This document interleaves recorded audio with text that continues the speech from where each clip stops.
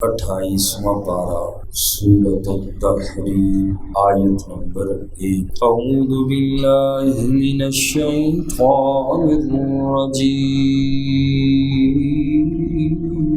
بسم اللہ الرحمن الرحیم۔ یا ایھا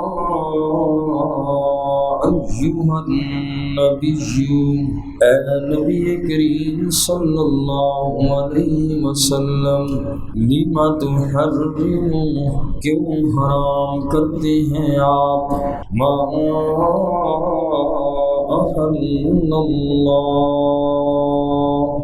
اس کو جس کو حلال کیا اللہ نے، لکا آپ کے لیے، تبتغی آپ چاہتے ہیں، مرضات خوشنودی، ازواجکا اپنی بیویوں کی، واللہ اور اللہ تعالی، غفور رحیم،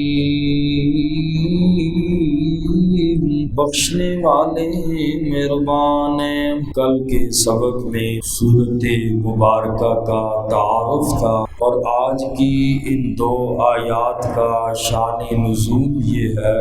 حضرت ماریہ قبطیہ رضی اللہ تعالی عنہا، یہ نبی پاک صلی اللہ علیہ وسلم کی باندی تھی۔ حضور علیہ السلام کے نکاح میں 11 بیویاں تھیں، تو آپ صلی اللہ علیہ وسلم کی زندگی میں وفات پا چکی تھی۔ ایک حضرت سیدہ خدیجہ رضی اللہ تعالی عنہا، اور دوسری بیوی حضرت زینب بنت خزیمہ رضی اللہ تعالی عنہا۔ یہ دو نبی پاک کی بیویاں آپ کی زندگی ہی میں دنیا سے تشریف لے گئی تھیں۔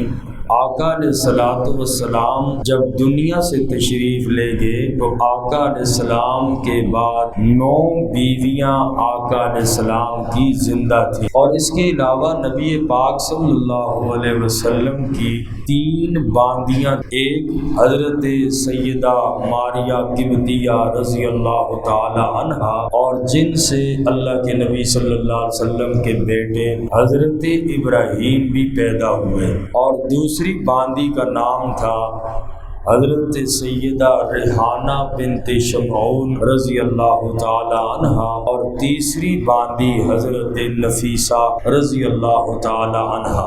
اور یہ جو پہلی آیت مبارکہ ہے، یہ نبی پاک کی باندی حضرت ماریہ قبطیہ رضی اللہ تعالی عنہا کے بارے میں نازل ہوئی۔ آقا علیہ السلام نے اپنی اس باندی کو قباء کی بستی میں رکھا ہوا تھا۔ ایک مرتبہ وہ قباء کی بستی سے نبی پاک صلی اللہ علیہ وسلم سے ملنے کے لیے مدینہ پاک تشریف لائی، اور آپ صلی اللہ علیہ وسلم اس وقت حضرت حفصہ رضی اللہ تعالی عنہا کے گھر تھے۔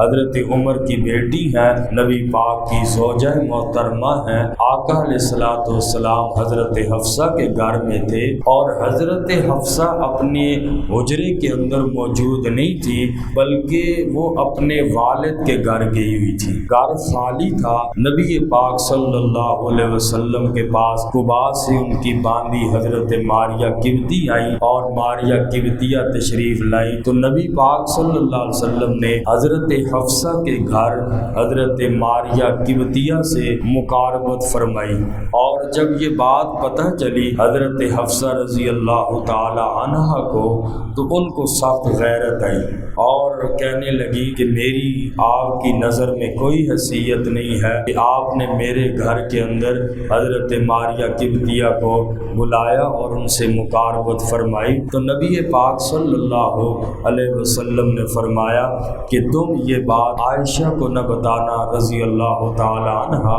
اور یہ باندی ماریہ قبطیہ دیا مجھ پر حرام ہے اور میں اس سے صحبت نہیں کروں گا آئندہ۔ آپ صلی اللہ علیہ وسلم نے حضرت حفصہ کو خوش کرنے کے لیے قسم کھا لی کہ میں یہ مجھ پر حرام ہے یہ باندھی، میں اس سے صحبت نہیں کروں گا۔ تو اس موقع پر قرآن کریم کی یہ آیت مبارکہ نازل ہوئی۔ فرمایا اے نبی، آپ نے بیوی کو خوش کرنے کے لیے ایک حلال چیز کو اپنے اوپر حرام کیوں کیا؟ خیر بہرحال اللہ نے نبی پاک صلی اللہ علیہ وسلم کو معاف فرما دیا تھا۔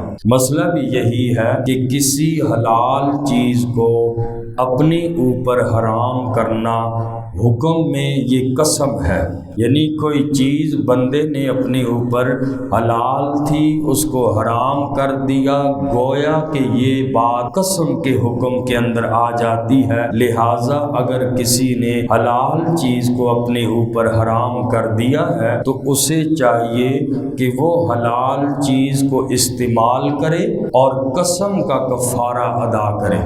اور قسم کا کفارہ یہ ہے کہ 10 مسکینوں کو 2 وقت کا کھانا کھلانا ہے، یا اگر کھانا نہیں کھلاتا تو 10 مسکینوں کو کپڑے پہنا دے۔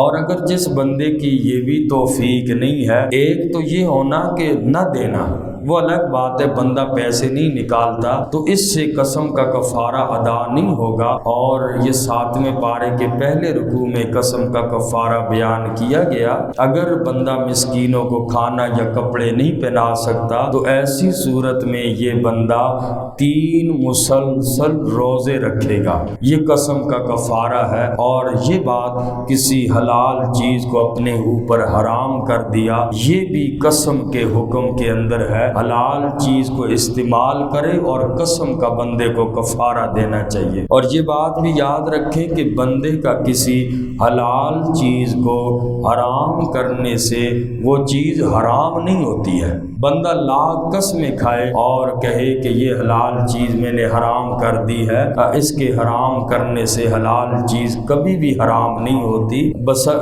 وہ ہمیشہ حلال ہی رہے گی۔ اسی طرح حرام چیز کو اپنے اوپر حلال کر دینا، یہ بھی بندے کے حرام چیز کو حلال کرنے سے وہ چیز حلال نہیں ہوتی بندے کے لیے، مگر چونکہ یہ نامناسب اقدام کیا بندے نے اور اس کی سزا اسے ضرور بھگتنی پڑے گی، اور وہ کفارہ ہے، وہ انسان کفارہ ادا کرے۔ اگر کسی حلال چیز کو اپنے اوپر حرام کیا یا کسی حرام چیز کو اپنے اوپر اس بندے نے حلال کیا۔ اور اسی طرح اس آیت مبارکہ کے شان نزول سے یہ بات سمجھ آئی کہ گھر کے بگاڑ کا ایک سبب بیوی کی حد درجے خاطرداری کرنا ہے، کہ بندہ ہر جائز اور ناجائز کام میں بیوی کی بات مانے، اس سے گھر تباہ ہوتے ہیں۔ جائز ناجائز کو دیکھنا چاہیے، اور بیوی بے شک محبت کی چیز ہے، اس سے محبت نہیں کرے گا تو کس سے کرے گا؟ مگر اس کی محبت میں انسان اتنا پاگل ہو جائے کہ شریعت کے احکامات کو بھی پامال کرے، نہ جائز دیکھے نہ ناجائز دیکھے، تو یہ چیزیں گھر کے بگاڑ کا سبب بنتی ہیں۔ اس لیے یہ آیت مبارکہ اس موقع پہ نازل کی گئی۔ فرمایا کہ اے نبی، آپ اپنی بیویوں کو راضی کرنے کے لیے حلال چیز کو آپ نے حرام کیوں کیا ہے؟ اور اللہ نے اس چیز کا کفارہ یہ مقرر کیا ہے کہ آپ قسم کا کفارہ ادا کریں اور حلال چیز کو استعمال کریں۔ آپ کے حرام کرنے سے وہ چیز کبھی حرام نہیں ہوتی ہے، حلال چیز کو حرام کرنے سے وہ حلال چیز حرام نہیں ہوتی۔ فرمایا یا ایھا النبی، اے نبی کریم صلی اللہ علیہ وسلم، لم تحرم، کیوں حرام کرتے ہیں آپ، ما احل اللہ، اس کو جس کو حلال کیا اللہ نے، لک آپ کے لیے، تبتغی چاہتے ہیں آپ، مرضات ازواجکا، خوشنودی اپنی بیویوں کی، واللہ، اور اللہ تعالی، غفور الرحیم، بخشنے والے مہربان ہیں۔ قد فرض اللہ، تحقیق مقرر کیا ہے اللہ کریم نے، لکم آپ کے لیے، تحلت ایمانکم، تحلت کفارہ دے کر درست کرنا، ایمانکم اپنی قسموں کا، یعنی اگر جس نے یہ بات کہہ دی ہے قسم کا کفارہ ادا کرے، اس حلال چیز کو وہ بندہ استعمال کرے۔ قد فرض اللہ لکم، اللہ نے مقرر کر دیا تمہارے لیے، تحلت ایمانکم، کفارہ دے کر درست کرنا اپنی قسموں کا، واللہ، اور اللہ تعالی، مولاکم، تمہارا کارساز ہے، وہو العلیم الحکیم، اور وہ اللہ کریم العلیم، خوب جاننے والے ہیں، الحکیم، بڑی ہی حکمت والے ہیں۔